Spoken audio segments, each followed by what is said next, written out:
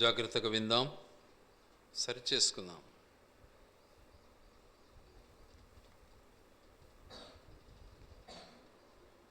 ఆయన తన ఎదుట ఉంచబడిన పందెములో ఓపికగా పరిగెత్తుదము. ఆయన తన ఎదుట ఉంచబడిన ఆనందము కొరకై, మనకందరికీ ఆనందం కావాలి, సంతోషం కావాలి, ఎప్పుడు ఆడంబరం కావాలి, లగ్జరీ లైఫ్ కావాలి, మన కోరికలు నెరవేరాలి, మన ఇష్టం చొప్పున నడవాలి. అయితే వాటన్నిటిని బట్టి తీర్పు ఉంటుంది. మనకు వాక్యం సెలవిస్తుంది ఆ మాట చాలా స్పష్టంగా. అయితే వాటన్నిటిని బట్టి దేవుడు నిన్ను తీర్పులోనికి తెచ్చునని నీవు జ్ఞాపకముంచుకో అంటాడు. వాటన్నిటిని బట్టి మనకు తీర్పు ఉంది, ఏం వదిలిపెట్టేది అయితే లేదు. కానీ వాటిని మనం గుర్తించడమే లే. Don't care. మనమేం లెక్కలో వేసుకోం. ఎందుకు? చాలా స్పష్టంగా దేవుడు చెప్తాడు. చూడండి, దయించి ఏమంటున్నాడంటే,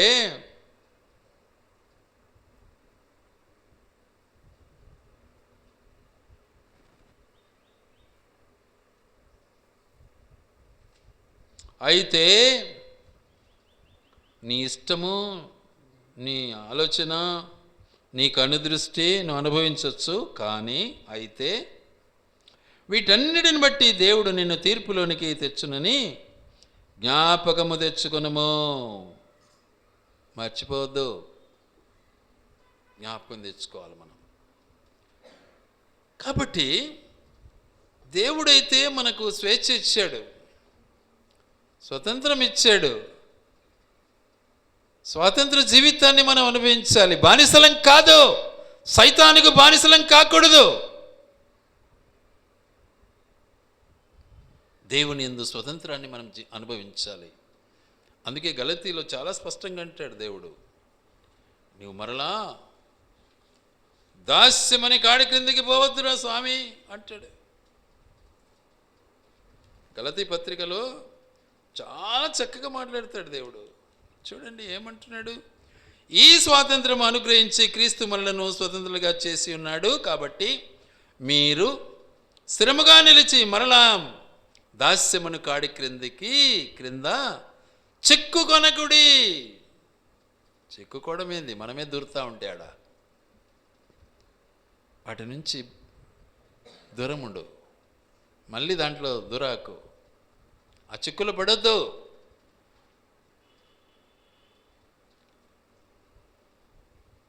మన మనసులో ఉండే మాట ఒక్కొక్కసారి బయటికి నోటితో వచ్చేస్తుంది. మన మనసులో ఏముంటుందో ఆ రోగం బయట కక్కుతుంది. ఇది మర్చిపోతుంటాం మనం. కాబట్టి దేవుడు మనతో మాట్లాడే ప్రతి మాట విషయంలో మనం జ్ఞాపం చేసుకోవాలి. చాలా చక్కగా మనతో మాట్లాడుతూ ఉంటాడు దేవుడు. ఎలా ఉండాలి మన పరిస్థితి అంటే, చాలా చక్కగా మనతో మాట్లాడుతున్నాడు. నిలకడైనటువంటి జీవితం కావాలి. యోహాను సువార్త 15వ అధ్యాయం 9వ వచనం. యోహాను సువార్త 15వ అధ్యాయం 9వ వచనం.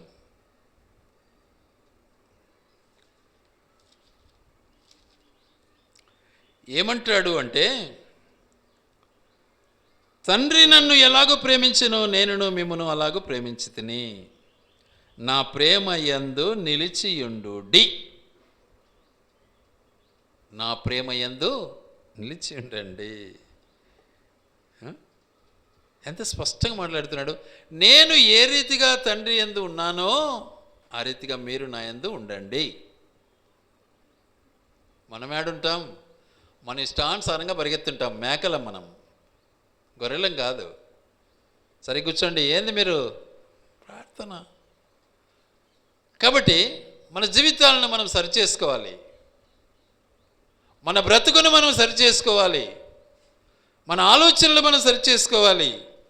అందుకే దేవుని వాక్యం సెలవిస్తున్న మాట, నేను నా తండ్రి ఆజ్ఞలు గైకొని ఆయన ప్రేమ యందు నిలిచి ఉన్నాను, ఆజ్ఞను పాటించండి అంటున్నాడు. నేను పాటిస్తున్నాను, మీరును పాటించండి.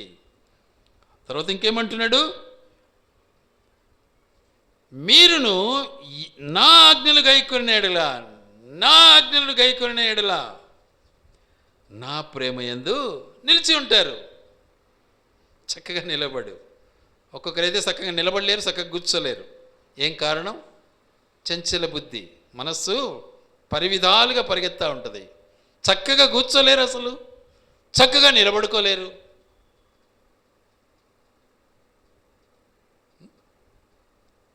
స్టాండర్డ్నెస్ ఉండదు అసలు. కాబట్టి స్థిరత్వం కావాలి దేవునికి. స్థిరంగా నిలబడేది నేర్చుకోవాలి దేవునికి. గనుక వాక్యం సెలవిస్తున్న మాట, ఆయన ప్రేమ యందు నిలబడు, చక్కగా నిలబడు. అలా నువ్వు నిలబడకపోతే ఆయన శరీర రక్తాల్లో పాలు పొందే హక్కు నీకెక్కడిది? వేషధారివి కాదా? ఇంకా రోగం ఎక్కువైతుంది నీకు. కాబట్టి నీ బ్రతుకును ఒక్కసారి పరిశీలించుకో. ఆయన ఆజ్ఞల ప్రకారం నువ్వు నిలవబడ్డావా? నిలవబడలేదు అనుకో, నీ పరిస్థితి ఘోరమే. గనుక ఆయన ఆజ్ఞానుసారంగా జీవించటం న్యాయం. అందుకనే వాక్యం ఏమంటుంది అంటే, రోమాపత్రిక 2వ అధ్యాయం, రోమాపత్రిక 2వ అధ్యాయం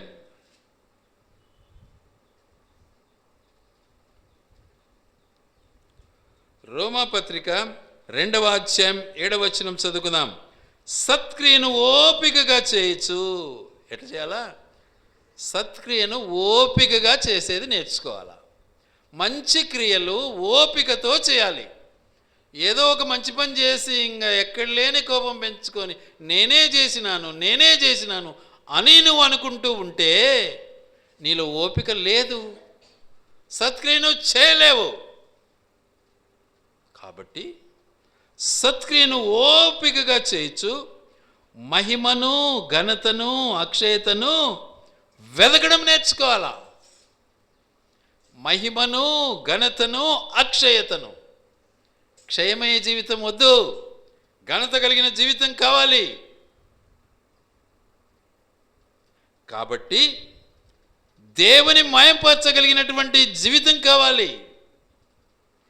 మన మహిమను కోరే వాళ్ళు ఎక్కువైపోయినారు, మనల్ని మనం గణపరుచుకునే వాళ్ళు ఎక్కువైపోయినారు ఇప్పుడు. కాబట్టి మరి ఆయన ఆజ్ఞలకు ఎప్పుడు లోబడదాం? ఆయన ఆజ్ఞలను లోబడకుండా ఆయన రాజ్యంలో ఎలా ప్రవేశిస్తాం? ఆయన ఆజ్ఞలకు లోబడకుండా ఆయన ద్వారా ఎలా స్వస్థత పొందుతాం?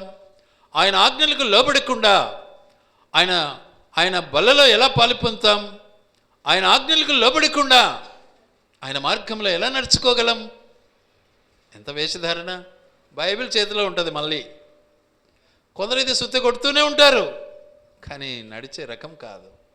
ఎంత వేషధారణ! మరి ఆయన బలలో పాలు పొందే హక్కు మనకుందా? లేదు. కాబట్టి తను తాను పరీక్షించుకోవాలి. అందుకనే ఎల్లప్పుడూ కూడా కీడు కాదు మనం చేయాల్సింది, నెగటివ్ ఆలోచన కాదు మనకు ఉండాల్సింది. మనకు ఉండవలసింది ఎల్లప్పుడూ కూడా పాజిటివ్, మేలు చేసేది నేర్చుకోవాలి. ఎల్లప్పుడూ మేలు చేసేది నేర్చుకోవాలి. మనం మేలు చేయకుండా ఎప్పుడు చూసినా వాడిట్టా ఇడిట్టా వాడట్టున్నాడు ఇడిట్టున్నాడు ఇదే సరిపోతే మనమే పరిశుద్ధులము, మనమే పవిత్రులము. ఆలోచించండి ఒకసారి. కాబట్టి మేలు చేసేది నేర్చుకోవాలి. మనం మేలు చేయకపోతే మనము దౌర్భాగ్యులమే. మనము మేలు చేయుట యందు విసుకక యుందము, మనము అలయక మేలు చేసితిమేని తగిన కాలమందు పంట కోతము. మేలు చేసి ఏం చేయాలి? పడిగాపులు గాయాలి. తగిన కాలమందు పంట మనకు వస్తుంది. మేలు చేసేది నేర్చుకోవాలా. వ్యవసాయకుడు తగిన సమయంలో పంటను విత్తుతాడు, ఆ పంట వచ్చేంత వరకు వేచి ఉంటాడు. ఆ పంట వచ్చిన తర్వాత ఆ పంటను అనుభవిస్తాడు, కోసుకుంటాడు. మనం కూడా అంతే. మన బ్రతుకును మేలులో విత్తాలి, మేలుతో విత్తాలి. అప్పుడు ఆ పంట పెరిగి పెద్దదై కోతకొచ్చినప్పుడు దేవుడు ఆ సమృద్ధిని మనకి ఇవ్వాలని ఇష్టపడతాడు. అది మనం తెలుసుకోవాలి. కానీ ఎప్పుడు చూసినా వాళ్ళు మనకేం చేసినారు, వీళ్ళు మనకేం చేసినారు, వాళ్ళకు మనకెందుకు, మనం ఎందుకు చేయాలి వాళ్ళకు, ఇది మన బతుకు. ఇక మనలో వాళ్ళలో ఏం తేడా ఉంది? దేవుని బిడ్డలకు అన్యులకు తేడా ఏముంది? కాబట్టి మన బ్రతుకును మనము సరిచేసుకుందాం. అప్పుడే ఆ బలలో మనం పాలు పొందే హక్కు మనం పొంది జీవించగలం. వాటిని బట్టి మన బ్రతుకును మనం మార్చుకుందాం. అందుకే తిమోతికి వ్రాసిన 2వ పత్రిక 3వ అధ్యాయము 14వ వచనము జ్ఞాపం చేసుకుందాం. 2వ పత్రిక 3వ అధ్యాయము 14వ వచనమును జ్ఞాపం చేసుకుందాం. క్రీస్తు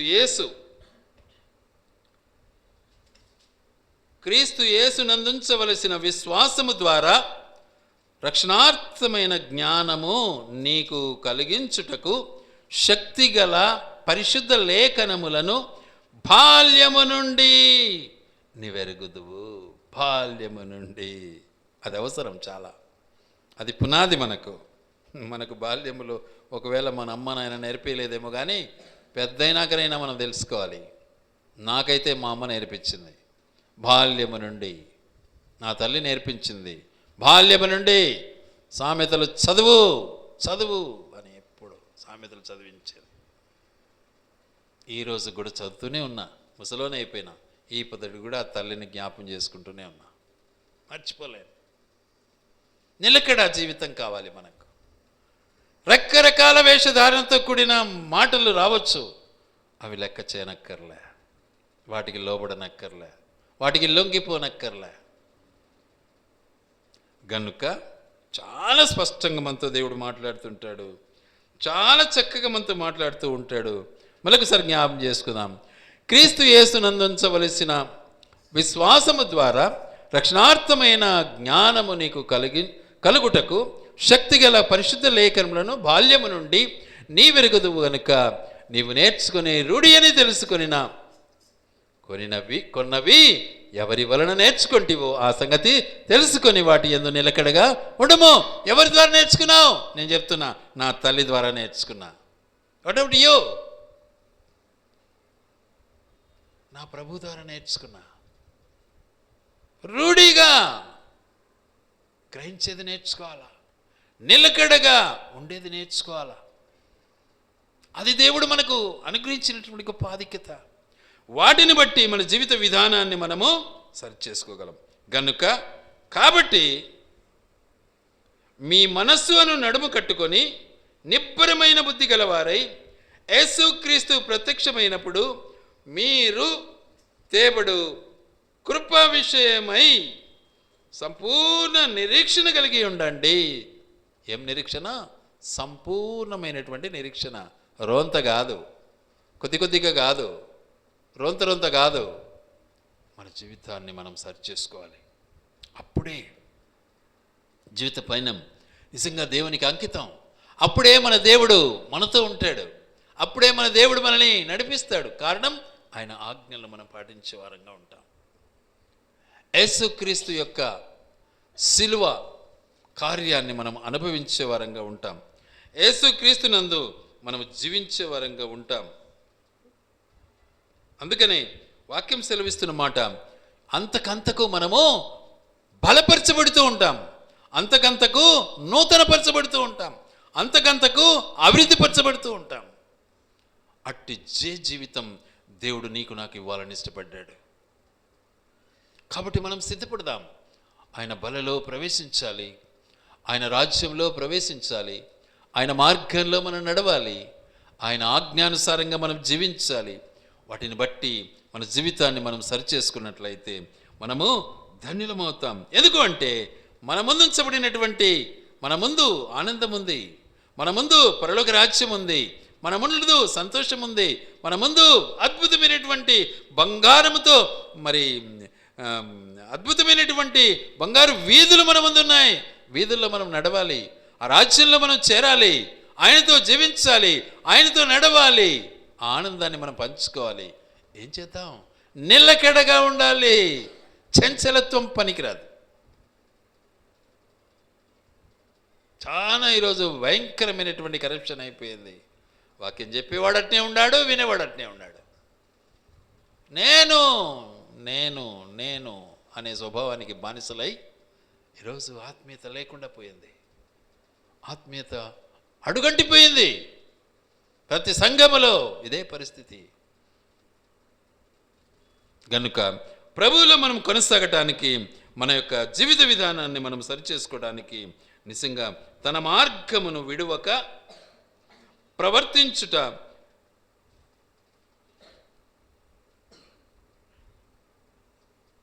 ప్రవర్తించటం నిరపరాధుల యొక్క గొప్పతనం.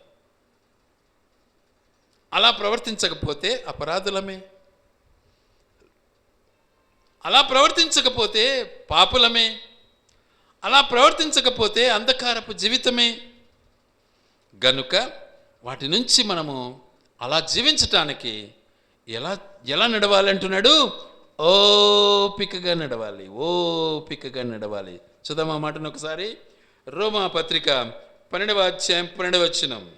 రోమాపత్రిక 12వ అధ్యాయం 12వ వచనం.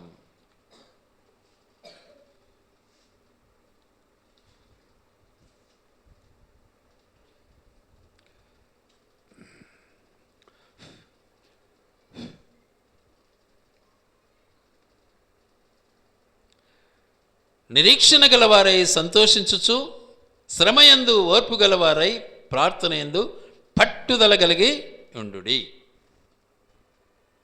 నిరీక్షణ గలవారై, వీ హ్యావ్ టు ఎక్స్పెక్ట్. దాన్ని ఎక్స్పెక్ట్ చేయాలి మనం. ఏంది? నేను పరలోకం వెళ్ళాలి, నిశ్చయత కావాలి, నిరీక్షణ కావాలి, పట్టుదల కావాలి. నేను ఖచ్చితంగా పాస్ కావాలంటే ఖచ్చితంగా చదవాలా, నేను ఖచ్చితంగా వెళ్ళాలి అంటే ఖచ్చితంగా ఆజ్ఞను పాటించాలా. ఇక్కడ ఏ రికమెండ్లు పనికిరావు, ఏ లంచగొండితనం పనికిరాదు. ఇక్కడ నీ క్రియలే నిన్ను తీసుకెళ్తాయి. గనుక క్రియలను మనము సరి చేసుకోవాలి. అట్టి క్రియ ఎలా ఉండాలి? చాలా స్పష్టంగా అంటున్నాడు. నిరీక్షణ గలవాడై ఉండాలి. మొదట ఎక్స్పెక్టేషన్, నిరీక్షణ ఎలా ఉండాలి? I have to achieve the, ముందున్నటువంటి దాన్ని నేను పొందాలి. ఆ జీల్ కావాలి మనలో, ఆ పట్టుదల కావాలి. అది మనం అనుభవిస్తే ఆనందంగా సంతోషిస్తూ శ్రమయందు ఓర్పు మనకు వస్తుంది, మనకు వస్తుంది. ఎంత శ్రమైనా బిడ్డలు దాన్ని పొందటానికి చదివే వాళ్ళ విషయంలో ఒకసారి ఆలోచిస్తే ఎంత కష్టమైనా రాత్రి అంతా చదువుతూ ఉంటారు. కారణం ఓర్పు. అట్టి ఓర్పు మనకు కావాలి మన జీవితంలో. అలాంటి ఓర్పు గలవారై ప్రార్థన యందు పట్టుదల ఎల్లప్పుడూ, ప్రభువా నన్ను కాపాడు, ప్రభువా నన్ను పరిశుద్ధపరచు, ప్రభువా నన్ను ప్రక్కదోవకపోకుండా నన్ను కాపాడు, ప్రభువా పెడచెవి పెట్టకుండా నన్ను కాపాడు, ప్రభువా ఐక్యమైనటువంటి ఆలోచనలు రాకుండా నన్ను కాపాడు, ప్రభువా నిత్యము నీ ఆధీనములో నన్ను ఉంచు. పట్టుదల కావాలి. అది లేకుండా ఎప్పుడు చూసినా అవతిలోని తప్పును మనము ఎప్పుడు ఏం చేయాలి? పాయింట్అవుట్ చేయాలి అని ఎప్పుడు మన హృదయంలో ఉంటే మనల్ని పాయింట్అవుట్ చేసేవాడు పైన ఉన్నాడు. గనుక ఆ పట్టుదల మనకు కావాలి. అలాంటి పట్టుదల మనం పొందినప్పుడు మనము నిజంగా మన ప్రాణాన్ని మనము దక్కించుకుంటాం, మన నీతిని మనం దక్కించుకుంటాం, మన రాజ్యాన్ని మనం దక్కించుకుంటాం. మనం ఖచ్చితంగా పరలోక రాజ్యం వెళ్ళటానికి దేవుడు ఇష్టపడతాడు. అట్టి జయ జీవితం దేవుడు మనకి ఇవ్వాలని ఇష్టపడుతూ ఉంటాడు. వాటి యందు మనం నిరీక్షణ కలిగినటువంటి వారముగా, ఓరిమి కలిగినటువంటి వారముగా ముందుకు సాగాలని దేవుడు ఇష్టపడుతున్నాడు. గనుక సంపూర్ణులను అనునాంగులను ఏ విషయములోనైనాను కొదవలేని వారునై ఉండునట్లు ఓర్పు తన క్రియను కొనసాగించనీయుడి. అనునాంగులు అంటే ఎక్కువ మాట్లాడమనే కాదు, మాటలు తగ్గించుకో, నోరు మూసుకో అని అర్థం. విను, ముందు విను విను. వినకముందే మనం మాట్లాడుతూ ఉంటాం, మనకుండే గొప్పతనం. కాబట్టి వినాలి, మాటలు కాదు గొప్పతనం. చాలామంది వినరు, చెప్పకముందే మాట్లాడుతూ ఉంటారు. ఇది మనకుండే టెండెన్సీ. ఆడ నేను తగ్గిపోతాను, నా జెండా డౌన్ ఎక్కడైపోతుందో. ఏంటి పరిస్థితి? అసలు మనం దేవుని మాటే వినకపోతే దేవుని ఎలా మనం తెలుసుకోగలం? వాక్యాన్నే మనం వినకపోతే వాక్యం యొక్క గొప్పతనాన్ని ఎలా మనం తెలుసుకోగలం? వాక్యాన్ని మనం అనుసరించకపోతే వాక్యం యొక్క పరిశుద్ధతను మనం ఎలా తెలుసుకోగలం? కాబట్టి వినాలా. అనునాంగపు జీవితం, యాకోబు పత్రికలో అంటున్నాడు, అనునాంగపు జీవితం అనుభవించు. నువ్వు అనునాంగము జీవితాన్ని నువ్వు అనుభవిస్తే నీ జీవితము ధన్యమవుతుంది. అనునాంగులను ఏ విషయములో నేను కొదువలేని వారునై, నిమ్మలమైన బుద్ధి నీకు ఉండాలి, తొలగకూడదు. రైట్ లెఫ్ట్ చూసి ఎప్పుడు చూసినా చింత, ఎప్పుడు చూసినా లోకం, ఎప్పుడు చూసినా లోకాశ, ఎప్పుడు చూసినా దురాశ, ఎప్పుడు చూసినా అసూయ. ఎలా మన బ్రతుకు? వాటి నుండి నువ్వు తప్పించబడాలి, వాటిని జయించాలి. అందుకే యేసయ్య అంటాడు, ఇదిగో నేను లోకమును జయించి ఉన్నాను. నీవు భయపడకుండానట్లు నీతో ఈ మాట నేను చెప్తున్నాను. ఏమని? నేను లోకమును జయించినాను, కాబట్టి ఏం చేయాలి? నువ్వు నా యందు జీవించు, ఆనందించు. యోహాను సువార్త 16:33 అంటాడు ఈ మాట. చాలా స్పష్టంగా మాట్లాడతాడు. అలాంటి జయ జీవితాన్ని నువ్వు అనుభవిస్తే నువ్వు ధన్యునివైతావు, ధన్యురాలువైతావు. కనుక ఆ రీతిగా మనం జీవించి ప్రభువులో కొనసాగడానికి ప్రయత్నిస్తాం. అందుకే ఆయన అంటాడు, అలా ఉన్నావేమో లేదో నువ్వు ఒకసారి ఏం చేసుకో, పరీక్షించుకొని సిద్ధపడి సరిచేసుకొని ఆ బలలో పాలు పొందు అంటాడు 28వ వచనం. కాబట్టి ప్రతి మనుష్యుడు తను తాను పరీక్షించుకొని తన శరీరములను తన రక్తంలోను పాలు పొందాలి అని చెప్పి దేవుని వాక్యం సెలవిస్తూ ఉంది. కనుక ఆ రీతిగా మన జీవితాన్ని మనము సరిచేసుకొని ప్రభువులో కొనసాగుదాం. దేవుడి మాటలు ఆయన వినికిడిలో దీవించి ఆశీర్వదించునుగాక.